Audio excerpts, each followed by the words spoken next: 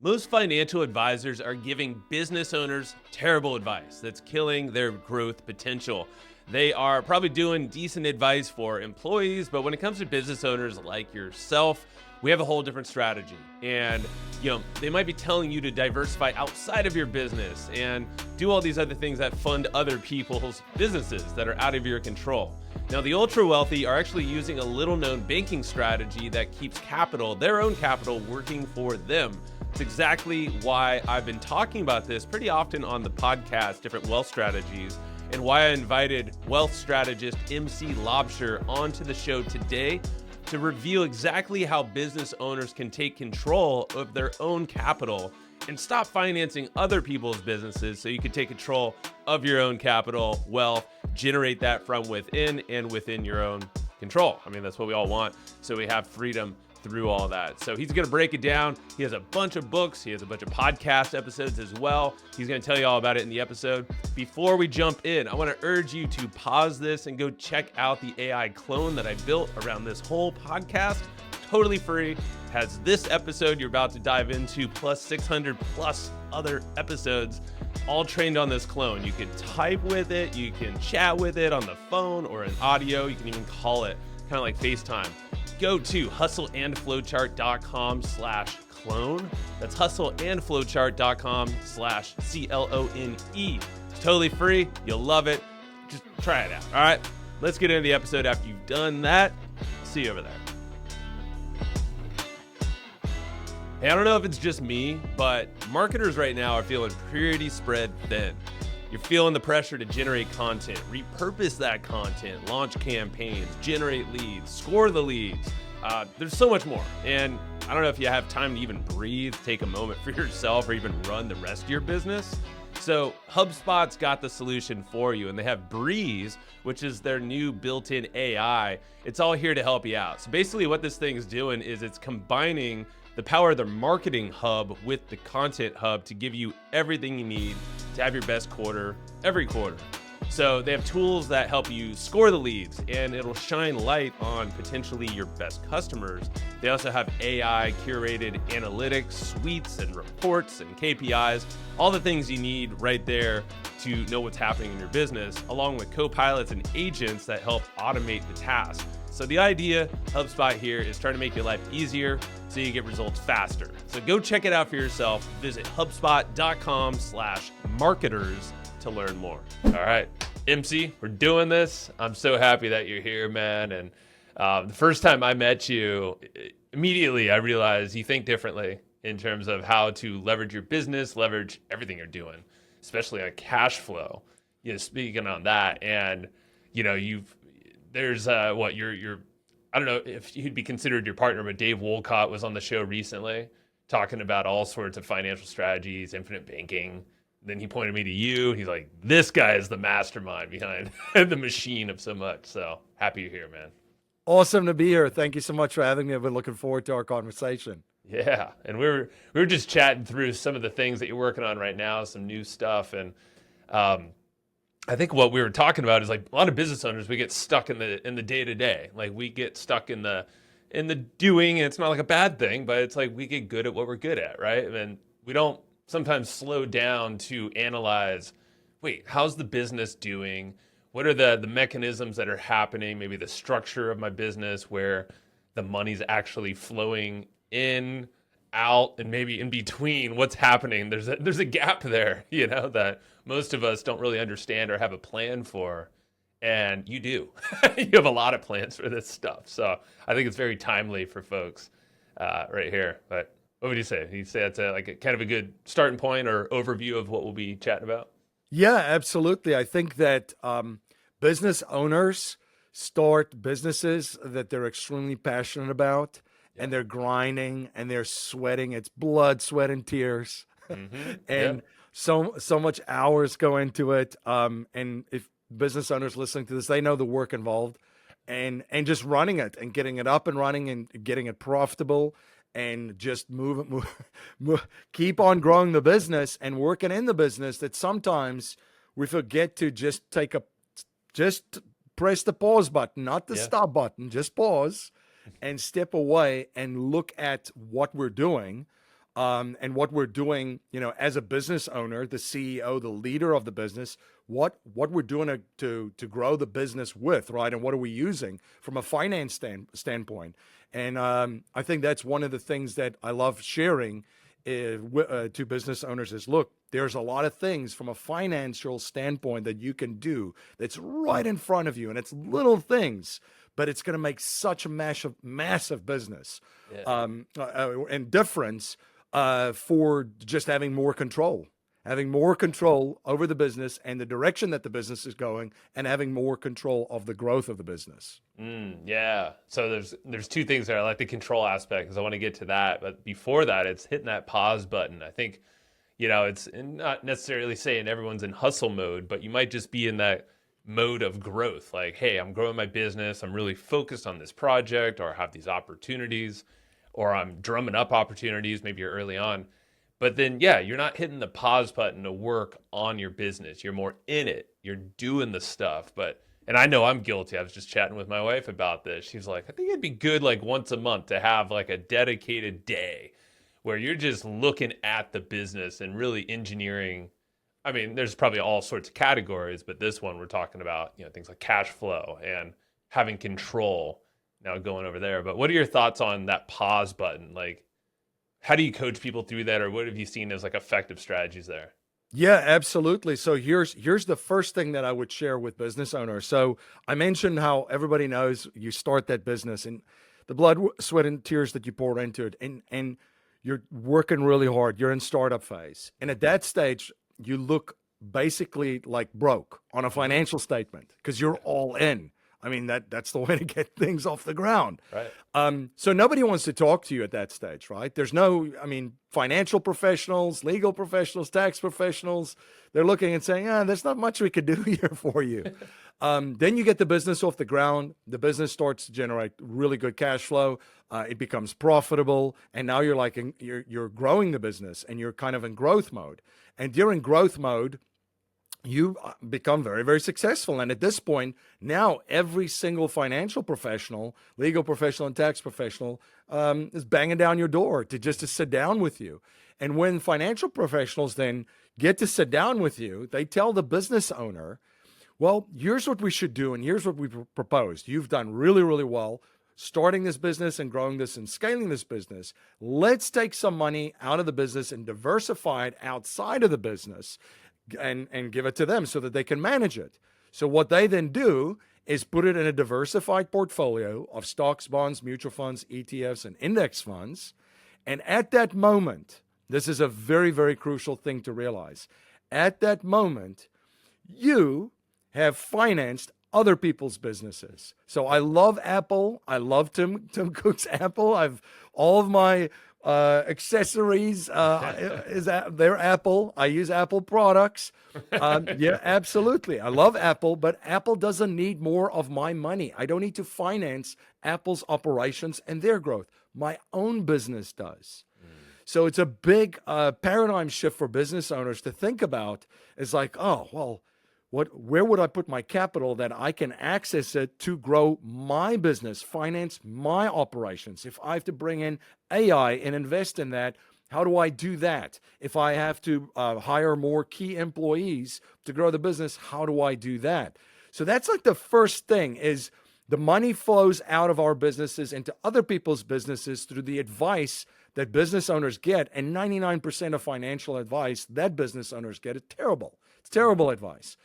Because at that stage, I also see the businesses really where they were just getting hockey stick growth. They all of a sudden stop and just kind of like stagnate. It's like a lack of focus, it seems like, too, right? And not only your money's exiting, but potentially your goals, the focus of what you've been thinking about growth-wise in your control. Now you're kind of like spreading everything out. There's also no bigger return that you can get anywhere else as a business owner than in your business. It's impossible. I have clients all over the United States. We work with clients all over the US. We have business owners in many, many different industries. I look at what they are doing in their businesses and the returns that there's just no other product that somebody's going to sell you from Wall Street that could get you a bigger return than what you could get in your own business. The other thing that I would also share with business owners is, and I have these conversations all the time, and I've been a business owner too for almost 2 decades, is, we all know in our businesses when we operate it, what our biggest revenue month is. All of us know.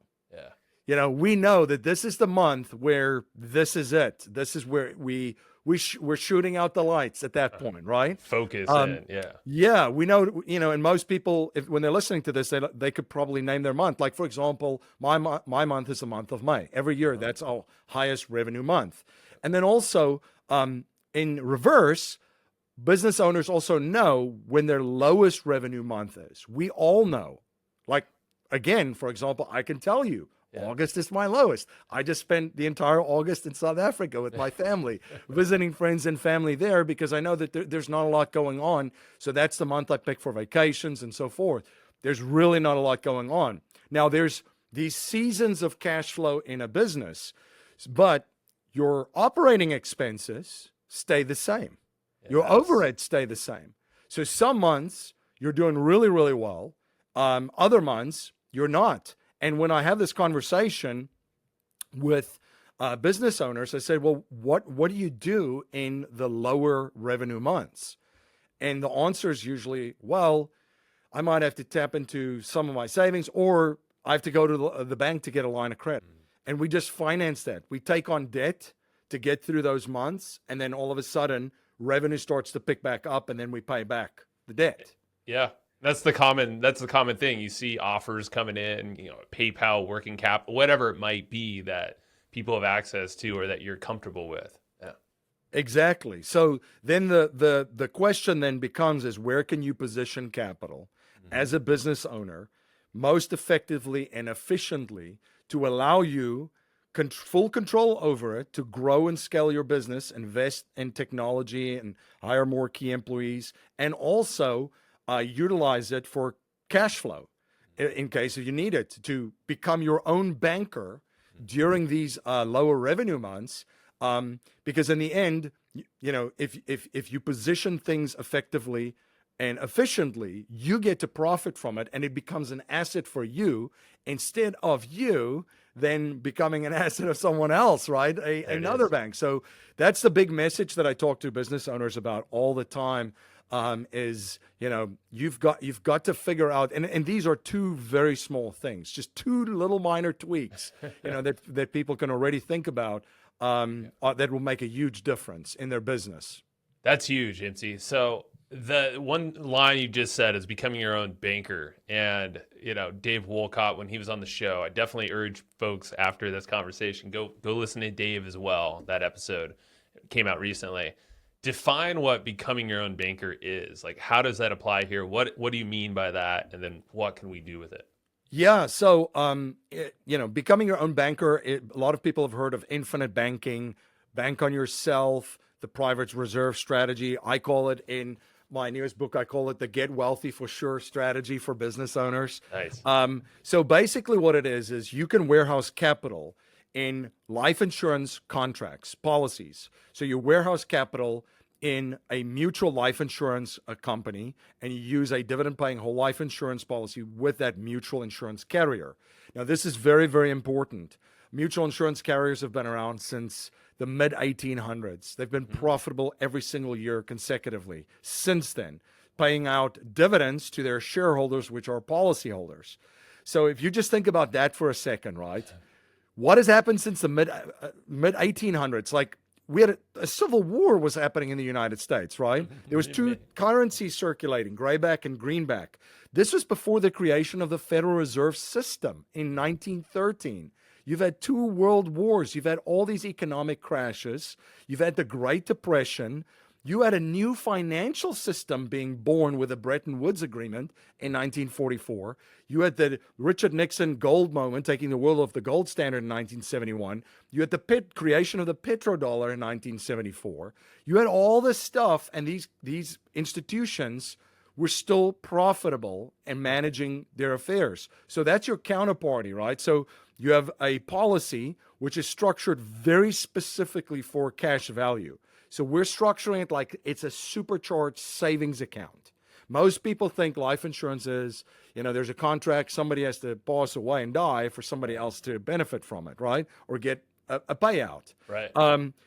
But there's a different way. This is basically where you warehouse capital, and you warehouse it inside of these policies, which is very specifically designed and structured, because the cash is guaranteed in there. So your capital that you put in is guaranteed never to go down in value. Wow. You're guaranteed growth on it. Dividends, which is not guaranteed, but these companies have paid them since the mid 1800s. One carrier since 1847. Jeez. And the growth and the dividends are tax free. You can access the capital tax free through a line of credit, which is almost like tapping into home equity like a HELOC. Right. And then also, from a contingency standpoint, you're able to add things like a disability waiver to the contract if something happens to you, that the insurance company then pays the policy. And then there's a death benefit, which it's still a life insurance contract, but the death benefit goes tax-free to your beneficiaries. So it's a private contract. It has asset protection in most states. I can see in the next 6 to 24 months that a lot of business owners will have targets on their back when it comes to litigation. It just does. Every economy that's taken a downturn, lawsuits increase. It's just it's part of the world that we live in. So you want to have that too. But this is a vehicle that provides so much certainty for a business owner, so much predictability, so much clarity, because all of a sudden now you're like, wow, okay, so if I plan my cash flow correctly and I position it here, I can tap into it any time to grow my business. If I have down months from a cash flow perspective, I can tap into this instead of running to the bank begging for a line of credit. So I always will have access to finance things for my business. And then the other thing is, if something happens to you as the business owner, if you become disabled or you pass away, what does it look like for your family and the business? Yeah. So this provides a lot of answers to that, and if you have partners, the same thing. This is a conversation to be had. What happens if one of the partners become disabled or they pass away? Yeah. Where does the liquidity come from for this contingency strategy that has to be employed at that stage? Where does the liquidity come from to buy out another partner's family? So this provides a lot of clarity, which leads to a lot of confidence for business owners, because all of a sudden they know that they are the producers and the creators. They are their best investment, and their business is their best investment. And they have all these very, very predictable and certain things now in place to go out and now you can go out and crush it as a business owner and focus on the growth, because the financial stuff and the defensive structures are all in place. Okay, so it's funny you said defensive structures, because that's kind of where my head was going, is when you have certainty in your business and not wondering, is the stock going to go up or down if you're investing in Apple or whatever it might be, Nvidia or what, you might feel like you're in a great position and things are looking great for the future. It's like, but you don't know. You're not in control.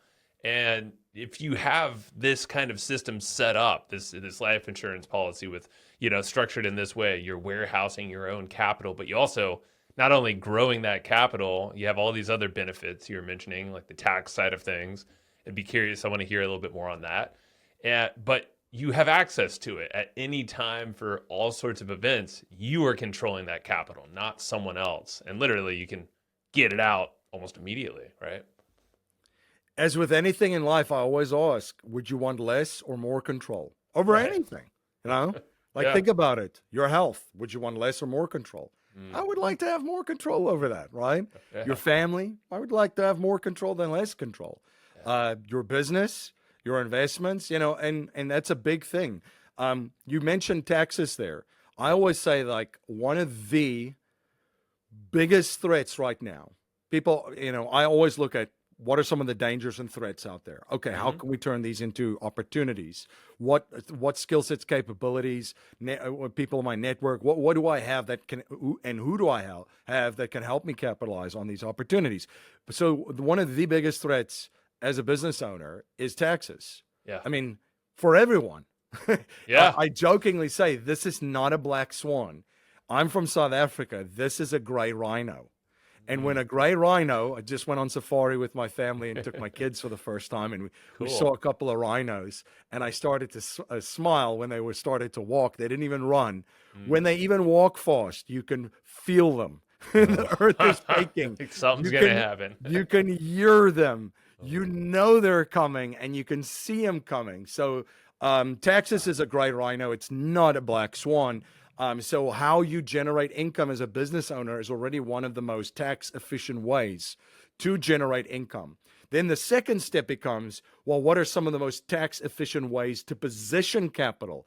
The money inside of these policies are never going to get taxed again. You can draw a tax-free income from them for retirement if you need to. I always say to folks, if you just went to banks to finance the growth of your business or manage cash flow cycles, at the end of your career as a business owner, you walk away with nothing. Wow. You just made financial institutions a lot of money.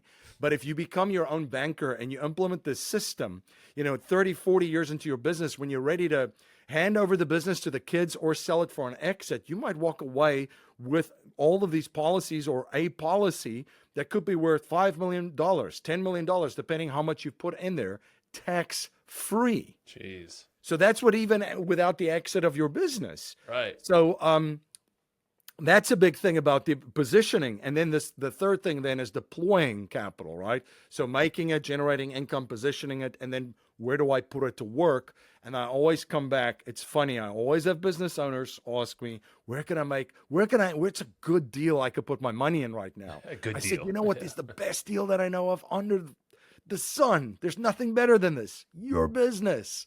So as I mentioned earlier, there's no other place that could beat a return like that.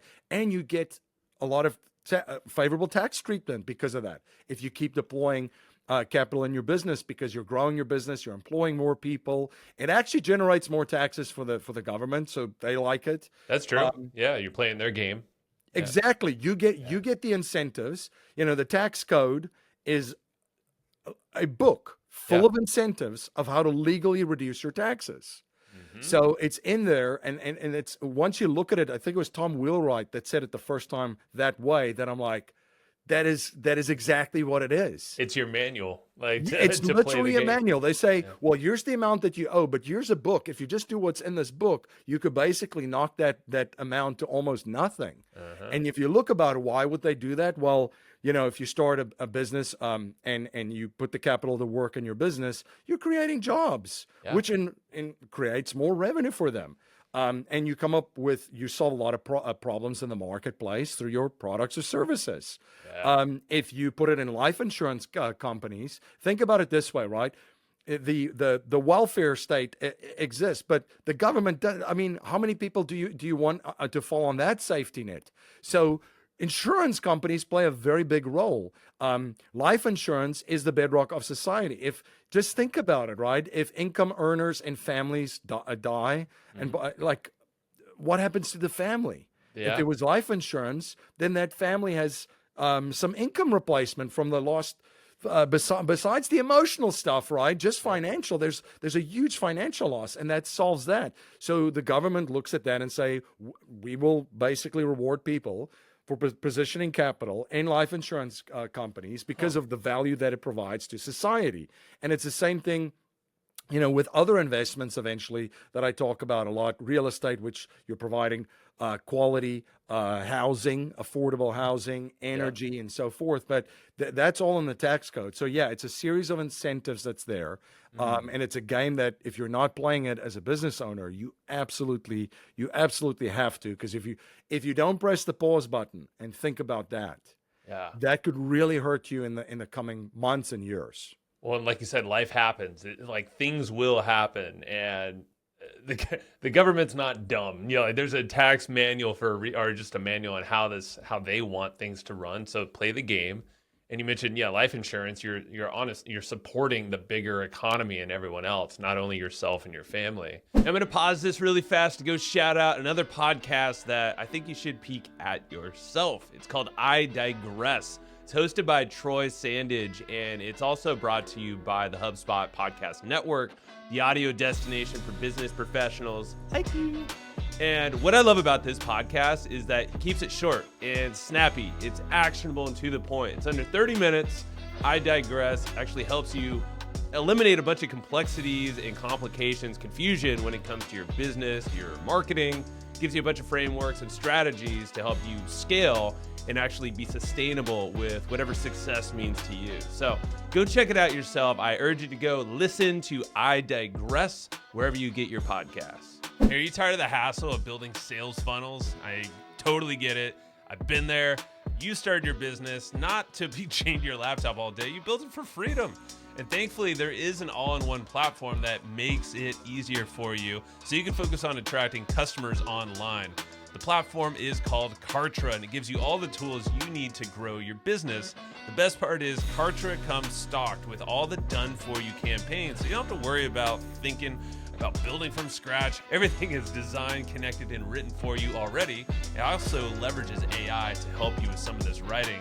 All you gotta do is just customize this to your liking, and then boom, you got a fully built sales funnel for you. This is marketing made easy, so go try it out for free.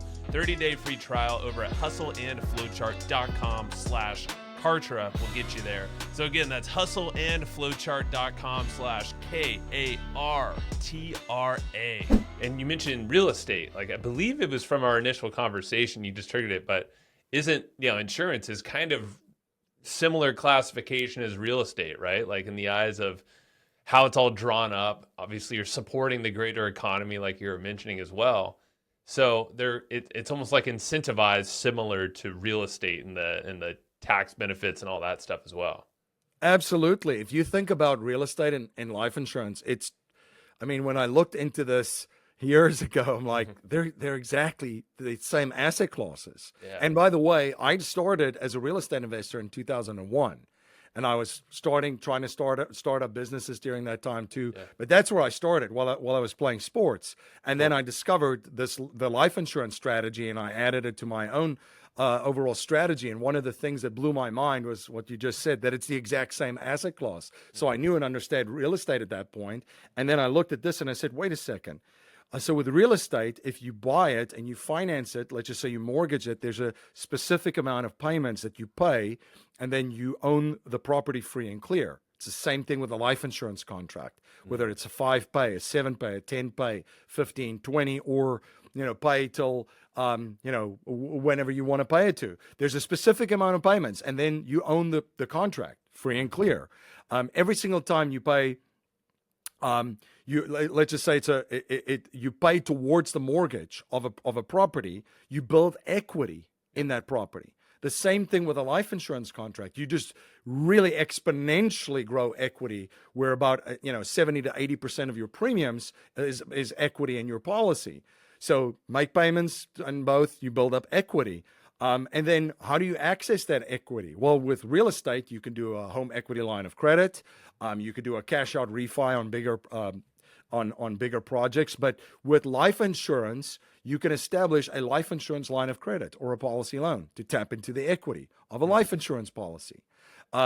Real estate, if it's an investment property, and let's just say you rent it out, collect the rent, pay all of the expenses.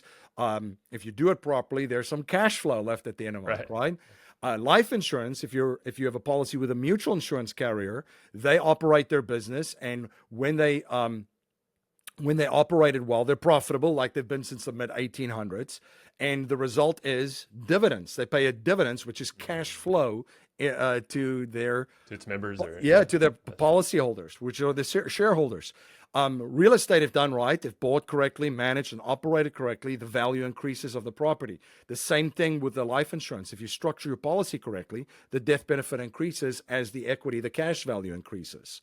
It's fascinating. I mean, I went on and on. You could sell a mortgage note, right? With real estate, you could sell a life insurance contract. That's It's right. called life settlements. You can reverse mortgage a property. You can reverse mortgage certain life insurance policies. I mean, I could just go on and on. It's very, very similar asset classes. It's just funny that the one is a house and the other one is the collateral is a human. So Yeah. and both of them are treated the tax benefits. That's also the one thing that I did not mention. If you real estate is one of the best uh, assets as far as from a tax strategy. And then Yeah. the same thing with life insurance. So if you're buying real estate and you have these policies in combo and your business funds both, and the expansion of it, it could be pretty powerful. I'll share this real life case example. We Please. have someone in our network, a business owner, a client, that he took a policy loan from his life insurance policy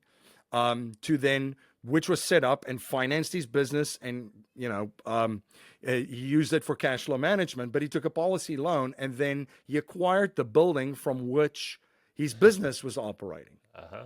So now you have the business that's generating capital. He positions the capital in the life insurance policies where he can access it to grow and scale his business. And he always has capital for cash flow management during slower months. He now used that to then put down as a down payment, purchase and acquire the building from which he's operating. So now you've got three assets in that scenario. Total control. Just from creatively thinking about how you're positioning your capital. And that's what I was getting. Yeah, it's a positioning thing. So, we're talking about business, and I think the way I've thought about, the infinite banking, this life insurance strategy is more on the personal side, but I guess like maybe explain how it looks like and like how the flow of money really happens so we can kind of connect the dots here. This is going to be different for everyone. So this is really a case by case. So this is very customized stuff. So I will say that it's not one size fits all right here, right? Yeah. But there's difference, and I'll just share one strategy. Sometimes what you can do is you can set up the policies for yourself, make it a personal policy. So the business then generates the income. You pay taxes on the distribution. So there's taxes paid. There's no tax sheltering or any shenanigans there. The policy is funded.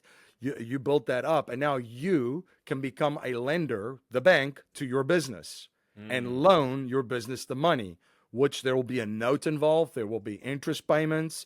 So you'll create another income stream for yourself. The business can write off, obviously, the payments from taxes. And if you buy equipment for the business with it, now you're in a win-win situation because you've got great, fantastic tax benefits buying equipment, the depreciation, and then obviously you've got the tax incentives to pay back the loan to you, which also has another income stream. So that's one way. And then businesses itself can also own policies and own policies on the partners. That's, it's all dependent on what you're looking to accomplish and the outcome. If you do buy sell, how are we going to fund a buy sell? You can have the partners can own policies on one another. And also another way that we structure it and use it a lot in businesses is most people have a plan to retain A players. Yeah. But I wanted to get to this. Yeah. all plans fail at initial contact. What's Mike Tyson's famous saying? Everybody's got a plan until you get punched in the face, right? That's right. Big Iron Mike. Yep. But anyway, so they have a plan. But if you're listening to this and you're a business owner, you know that it's not easy. And I've heard all of the different things. They're aligned to our mission. They've bought in, they're passionate, all that. That's You're fine. talking about the A players in your business. Exactly. What happens if they no longer are? And if that passion fades, or then the alignment of purpose and so forth. So what happens if there's another opportunity that comes along, because they're usually targeted and headhunted, that they feel maybe a stronger passion for and even bigger alignment for, right? So that can happen. So what you can actually do with some of these life insurance policies, and we've helped business owners with it, is you can incentivize A players through structuring policies for them, where you then sweep capital into these policies for them. This is a strategy, by the way, that a lot of in the corporate world CEOs, their packages are put together with stock options and shares of the corporation that they're going to run, and then life insurance. So if if an employee, for example, makes a certain amount of money, you can always incentivize them and say, look, if you stay with us for 10 years, we'll put X amount of money into this life insurance policy every single year for you.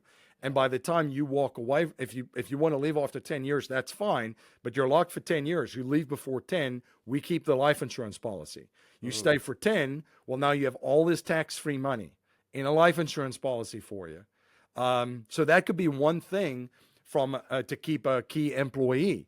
It's a very, very powerful strategy, and it incentivizes them to stay because they've got a really good situation working in your business and crushing it, and then also have this, that protects them, allows them a pool of tax-free capital that they can access. In I 10 can't think years. of a company that's doing. I mean, obviously, you said some of the our C-level folks, but yeah, when it comes to obviously people wrapping their mind around the concept initially, because most people aren't even aware of it. But then I would imagine, okay, wow, this business owner is looking out for me. Like they're really taking care of me. Like there's a massive incentive to stick around for whatever that term is, called a decade.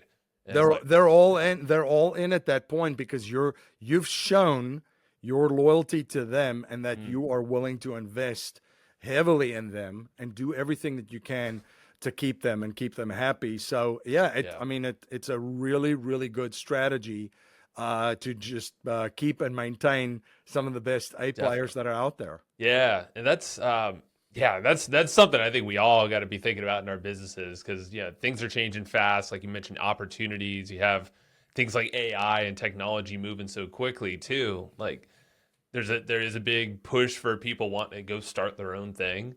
And so it's, like, do you want to keep their focus and keep the right people around? Because I think it's getting harder and harder to keep those and even find new people if they did leave. So the opportunity cost, it's like, it's huge.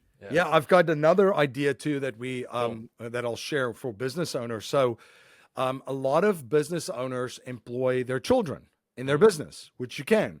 I mean, from a very young age. And by the way, I think it's fantastic that children get that experience. They work in the business. What's the age? Or is like, obviously it depends. Again. Yeah, it all depends. I mean, you can even at some stage, let's just say they're like 9 or 10. They're starting to file paperwork. And I mean, there's a lot of tasks that you can give them. And even younger than that, you could start them younger than that. You just have to, there's a lot of creative ideas that's out there to employ them, and you document everything. It's all above board. I was gonna say Hollywood, like if you're living out there or somewhere and like modeling, like those, but whatever it might be. Yeah, exactly. There's a lot of very creative ideas, and you can, like I said, this is all above board. This isn't a hack or anything exotic. But what you can do is you can pay your children for working legitimately and legally in your business through payroll. And the business, I believe it's up to $14,000. It changes every year. So there's an inflation kind of like escalator in there. So it's around about 14,000, I think, right now. But you can pay them that tax-free, and the money's tax-free to them. Wow, and the business can write it off. So a lot of business owners that start being their own bank, start with policies on themselves, they then say, well, how do I set these up for my kids? Can I set them up for my kids? And I'm like, this is so much better than a 529 plan because you have control of the capital. It's not tied again to the market. You're not providing liquidity to someone else's business. Anyway, so you could set these policies up for them, fund it every year for them. And it's a fantastic strategy that's an expense for the business, and it's tax-free for the children.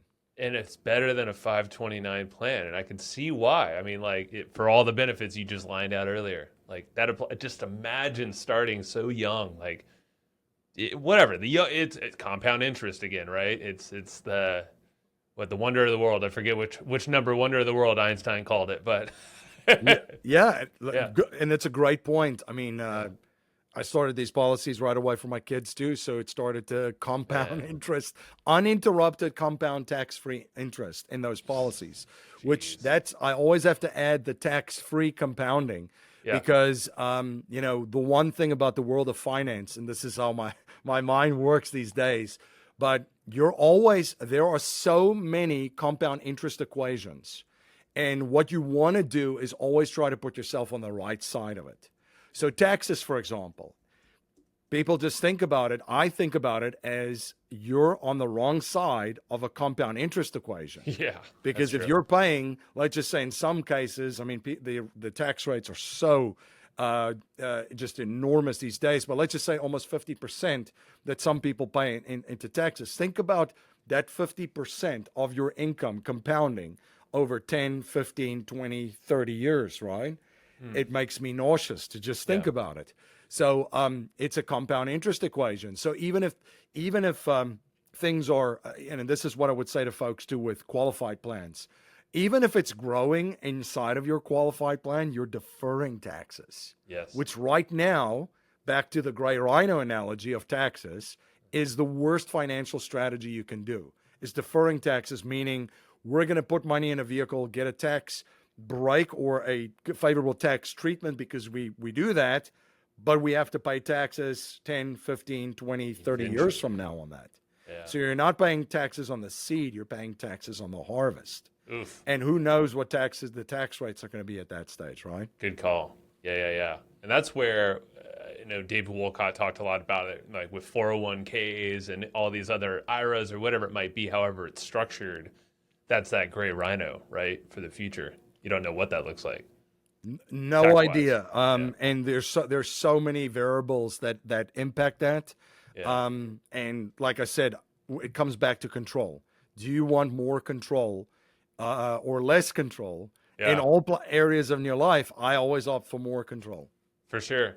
I'm curious. Now I'm thinking like, okay, someone who's listening outside of the US, outside of America, can they leverage like these strategies you're talking about? I don't know if it needs to be if it's a US policy or if there's something similar that's outside of the US. What would you say to that? This is a majority of it is U.S. There are some, Canadians can do it too, U.S. and Canadian. So, Okay. I've partners up in Canada that do the same for Canadians. This is not available in other countries. We've looked into all of it. Yeah, I There figured. are products coming out, which is very interesting in the life insurance space in the Caribbean for international folks. But it's a little bit kind of different strategies. I've seen there was a startup just now backed by Sam Altman, actually, that does Bitcoin life insurance too. Oh, Denominated I've heard in about that. Bitcoin. Yeah. Yeah, so there's interest, and it's the same kind of strategy where you position Bitcoin in these policies. You get to get policy loans in Bitcoin, which Yep. are new Bitcoin. So if you sell it at that stage, it's a cost basis of what the price is at that time. So there's minimal tax impact. But yeah, there's similar things available or that they're coming up with in the Caribbean for the rest of the world. But for the most part, the strategy is U.S. and Canada. It's a US based. Yeah, and I had a feeling that was the case. Now, all right, so on, I guess, the infinite banking side or this whole strategy, is there anything that's like glaring that we might not have talked about? So I have a couple other questions, but yeah, if there's anything that you're like, okay, we didn't touch, or maybe it's a starting point, like the best place to get going. Obviously, I want to point them to your book too, so they can go even further down the rabbit hole. Let's do that maybe to start, right? So here's what I would say. How does this go wrong? Yeah. Okay. Well, it goes wrong if you're setting it up with the wrong carrier. It's structured wrong. The professional that you're working with has no idea how it is structured and or how to use it. And how do I know this? Because I went through that like 15 years ago. Yeah. I was the guinea pig. So my first policy was like set up with the wrong carrier, set up with the wrong financial professional, set up wrong. I had to fix it. I went to the second person that set it up properly with the right carrier, but they had no idea even how to use it because they didn't have it themselves. So that's what I would also share is work with someone that practices what they're preaching, right? doing the things what they're talking about. So that's some of the things that would be the downside. This is how this thing goes wrong. And the management of the policies, huge. That's really where the financial professional that you're setting this up with is really important, because people have reached out to me and said, MC, I got this set up, but I think it's wrong. And then I look at it and I'm like, no, it was set up right, but they stripped it. There was no cash flow management plan. There was no strategy. There was none of that kind of stuff. So setting up the policy with the right person, with the right carrier, structured correctly, is just step one. And then the journey begins. So this isn't something that you just do and, all right, I've done it, I'm good now. And you can move on and look at other stuff. This is part of what you're doing. So, and what you leverage and use. Okay, cool. Well, let's point them to your book, because I know you talk a lot about this and other, wealth strategies that become like this predictability, that the way to multiply. I know you have a sweet deal over at, if you go to getwealthyforsure.com, which is also the name of the book, right? Yes. Tell us about, the book is Get Wealthy for Sure, the #1 financial strategy for business owners to multiply wealth predictably. So I was just so blessed. #1 bestseller on Amazon. So we're very, very blessed. If they go to getwealthyforsure.com, what we're doing right now is we're giving away a paperback copy. You only pay for shipping and handling. So if they go to getwealthyforsure.com, they can fill out the form there, and they only pay for shipping and handling, and we'll get a paperback copy to them. For other versions of it, it's on Amazon. Just go to Get Wealthy for Sure. Just type in that into to Amazon, and you'll find the book too. But if they want a free paperback copy, go to getwealthyforsure.com. I love it, man. And this is where, because this is it. I guess let's end it on this. It's like, why is this not more known? Like this is the concept. I mean, I know I've had a couple episodes now, in the podcast highlighting it. It's because I'm honestly been interested and I'm deep diving myself, and then of course, had Dave on and he pointed me to you. And then that gets me on the rabbit hole chase of learning more. Like, why is this not just more of a thing that people understand? And I'm happy that you're making it more so that, but I don't know. Any thoughts on that? Yeah, I think it's like any asset class where you have information that's available to the general public, and then there's like a next level of it, of like more advanced kind of like strategy, right? Mm-hmm. So if you think about real estate too, there's a lot of very generic kind of like basic stuff which most people know about. True. Oh, I buy real estate, it goes up in value, I sell it, kind of thing. But then you get into the more advanced strategies of real estate itself, and the different classes of real estate and strategies within those asset classes and so forth. Business, kind of the same thing, right? With business, there's very generic stuff, and then there's more like, hey, here's how you start. Here's how you run basically a lemonade stand. Here's how you start a business and generate income. And here's how, if you really want to get serious and build a business and grow and scale the business, here's what you do to do that.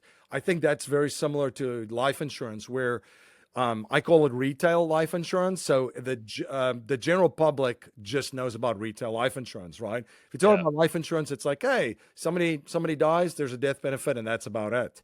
And then you get maybe some people that have heard people like Dave Ramsey and Susie Orman and so forth talk about life insurance and permanent life insurance. And again, they have nothing but negative things to say about it. I was going to say the same. Yeah, and I agree. And by the way, people usually ask me, what do you think about Dave Ramsey that feels like it's terrible? And I said, I agree with Dave, because the way that retail life insurance, permanent life insurance, is sold to the general public is terrible. And I agree with 99% of the things that he says about how that is sold to them. Then there's how does the ultra affluent, the ultra high net worth, family offices, how do they buy life insurance? How do banks, corporations, and political elite? By the way, the sitting president of the United States, Joe Biden, has 6 of these policies. Does he? Yes, it was in financial disclosure. So he had to file financial disclosure forms. He has 6 of these policies with a mutual life insurance carrier. So anyway, so how is it that all these folks are, know about it. Again, it's completely different world, different strategies. So yeah, that's why I think it's not more. More people don't know about it, right? Yeah, or like misunderstood even. Yeah, I just looked it up. Yeah, you're right. Yeah, I'm looking using Perplexity. That's my like favorite search tool. But And think about it this way. sure In enough, Joe general, Biden. Yeah. insurance in general, just think about it. Yeah. Who likes insurance? Let's put life insurance aside. Just think about insurance in general. Yeah. Most people are probably listening to it and go, yeah, I pay a premium. Let's just use car insurance. I pay a premium for car insurance, and I pay it for years. Yeah. And guess what happens when something eventually happens? Like, you get into an accident or the car is damaged pretty badly and you have to file an insurance claim. They raise your insurance costs. That's right. So you've paid something to protect what you have. Penalized. and by the time you need it, the car is worth less when you had it, when you sign up for the insurance, and they're going to increase your premium. So people have a bad taste. And they're and think about homeowners insurance. I mean, I could go on and on, all these stories from it. So people generally don't like insurance or the concept of insurance. Yeah. But if you then go into, like I said, the different world that's out there and how it's used by, by family offices, by ultra high net worth individuals, by corporations, banks, political elite, and so forth, it's a complete game changer. And that's what it is. And that's where I think it's a great way to end, because the misunderstanding of the vehicle, anything, like you said, real estate, same kind of idea. Insurance is right there with them. It's like, not everyone understands the breadth of what's possible, or maybe was even interested. Maybe they're stuck in they're doing some kind of insurance sales, doing something else. Like they have their own agency they're told to do. It's okay.